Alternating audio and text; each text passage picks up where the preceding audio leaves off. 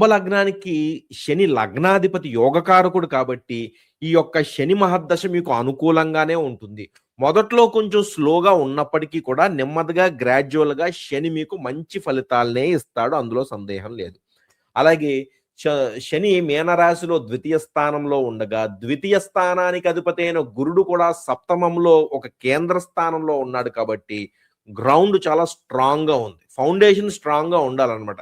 ఏ దశ అయితే నడుస్తుందో ఆ దశ ఆహ్, దానికి అధిపతి, ఆ స్థానానికి అధిపతి స్ట్రాంగ్‌గా ఉండాలి. కేంద్ర స్థానంలో చాలా స్ట్రాంగ్‌గా ఉన్నాడు కాబట్టి శని కూడా స్ట్రాంగ్‌గా ఉన్నాడు.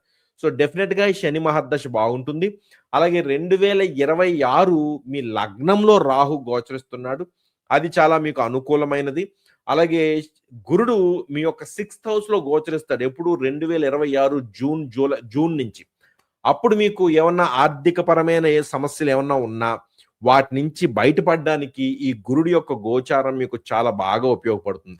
ఎందుకంటే 6థ్ హౌస్ నుంచి గురుడు మీ యొక్క ద్వితీయ స్థానాన్ని, మీ ధనస్థానము, కుటుంబ స్థానమైన ద్వితీయ స్థానాన్ని కూడా గురుడు చూస్తాడు కాబట్టి, ఆ టైం మీకు చాలా అనుకూలంగానే ఉంటుంది.